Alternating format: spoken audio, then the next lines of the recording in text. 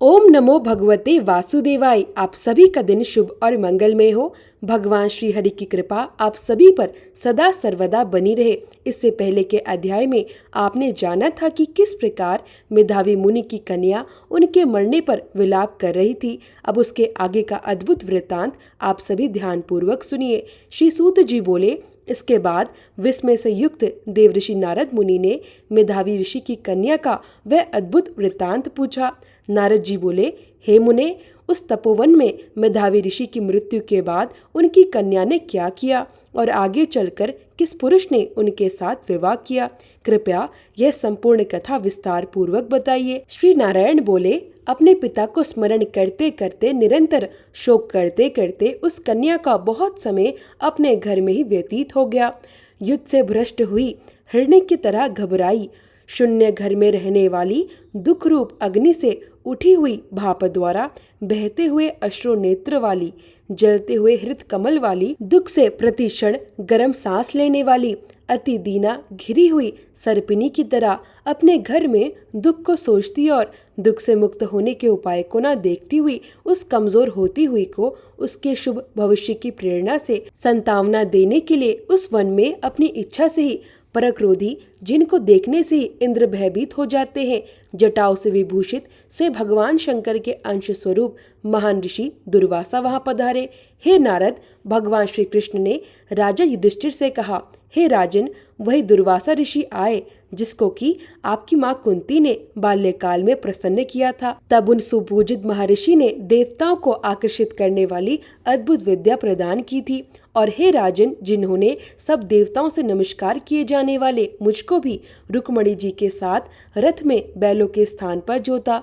दुर्वासा को बिठाकर रथ खींचते हुए जब हम दोनों रास्ते में चलने लगे, तब चलते चलते रास्ते में बहुत तेजी से हमारे तालू और होठ सूख गए थे। ऐसे जल चाहने वाली रुक्मणी ने जब मुझे सूचित किया, तब कंधे पर रथ की जोत को रखे हुए चलते चलते ही पाँव के आगे के भाग से पृथ्वी को दबाकर रुक्मणी के प्रेम के वशीभूत मैंने भोगवती नाम की नदी को उत्पन्न किया।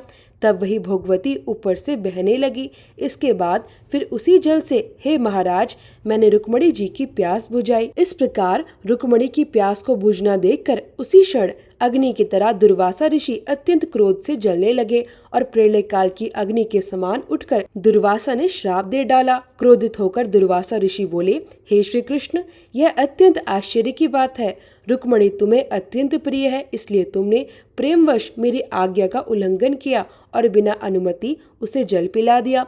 अतः मैं तुम्हें श्राप देता हूँ कि भविष्य में तुम दोनों का वियोग अवश्य होगा। इस प्रकार दुर्वासा ऋषि ने भगवान श्री कृष्ण को श्राप दे दिया।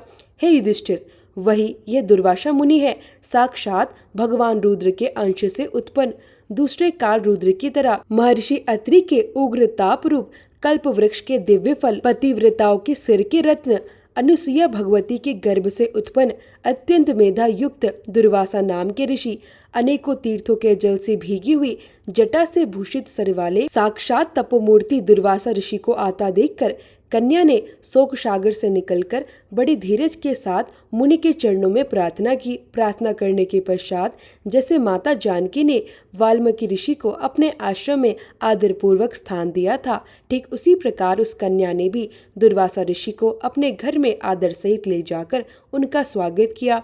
उसने अर्घ्य अर्पित किया, विविध प्रकार के वन फलों और सुगंधित पुष्पों से उनका पूजन किया और हाथ जोड़कर विनम्रता से बोली, हे महाभाग, हे अत्रि कुल के सूर्य, आपको प्रणाम है। हे साधो, मेरे अभाग्य के घर में आज आपका शुभ आगमन कैसे हुआ?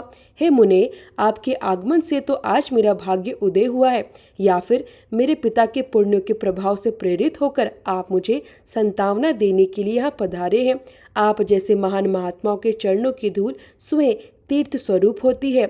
आज उस पवित्र धूल का स्पर्श पाकर मेरा जीवन धन्य हो गया। आज मेरा जन्म सफल हो गया, आज मेरा व्रत सफल हो गया, क्योंकि आज मुझे आप जैसे पुण्यात्मा महर्षि के दर्शन प्राप्त हुए हैं। आपके दर्शन से मेरा जीवन और मेरा समस्त पुण्य सफल हो गया। ऐसा कहकर वह कन्या अत्यंत विनम्रता से मौन होकर दुर्वासा ऋषि के सामने खड़ी हो गई। तब भगवान शंकर के अंश से उत्पन्न महर्षि दुर्वासा मंद मंद मुस्कुराते हुए बोले, हे पुत्री, तू बड़ी अच्छी है। तूने अपने पिता के कुल को तार दिया। ये मेधावी ऋषि के तप का ही फल है जो उन्हें तेरी जैसी कन्या उत्पन्न हुई। तेरी धर्म में तत्परता जान कैलाश से मैं यहाँ आया और तेरे घर आकर तेरे द्वारा मेरा पूजन हुआ है। हे वरारोहे, मैं शीघ्र ही बद्रिका आश्रम में मुनीश्वर सनातन नारायण देव के दर्शन के लिए जाऊंगा, जो प्राणियों के हित के लिए अत्यंत उग्र तप कर रहे हैं। दुर्वासा ऋषि की यह बात सुनकर वह कन्या पुनः हाथ जोड़कर बोली, हे ऋषिवर, आपके दर्शन मात्र से आज मेरा शोक सागर सूख गया है। अब मुझे ऐसा प्रतीत होता है कि मेरा भविष्य अवश्य उज्जवल होगा, क्योंकि आपने मुझे संतावना दी है। किंतु मेरे हृदय में जो अत्यंत भयंकर दुख रूपी अग्नि जल रही है, क्या आप उसे नहीं जानते? हे दया सिंधु, हे शंकर, कृपया करके मेरे इस दुख को शांत कीजिए। मेरे विचार से अब मुझे कहीं भी सुख का कोई कारण दिखाई नहीं देता। ना मेरे पिता है, ना मेरी माता है और ना ही कोई भाई है जो मुझे धैर्य दे सके। इसी कारण मैं इस दुख रूपी समुद्र में डूबती जा रही हूँ। बताइए, ऐसी स्थिति में मैं कैसे जीवित रह सकती हूँ? मुझे तो अब चारों दिशाएं भी सूनी और शून्य प्रतीत होती है। इसलिए हे तपस्वी मुनिवर, कृपया करके शीघ्र ही मेरे दुखों को दूर कीजिए।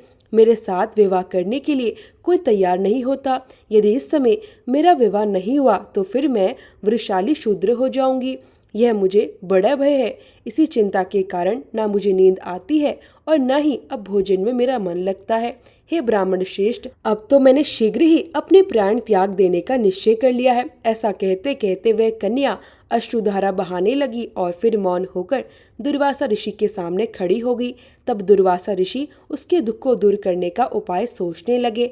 श्री नारायण देव ऋषि नारद से बोले, इस प्रकार उस मुनि कन्या के अत्यंत करुण वचन सुनकर और उसके मन की पीड़ा को समझकर महान क्रोधी होते हुए भी कृपालु मुनिराज दुर्वासा ने उस कन्या पर दया दृष्टि डाली। उसके कल्याण और हित के लिए उन्होंने एक अत्यंत गूढ़ और श्रेष्ठ उपाय बताया। दुर्वासा ऋषि ने उस कन्या को जो दिव्य उपाय बताया, उसका अद्भुत वृतांत आप सभी अगले अध्याय में अवश्य सुनिए। और हर बार की तरह यदि आपको यह कथा अच्छी लगी हो तो वीडियो को लाइक करना बिल्कुल मत भूलिएगा।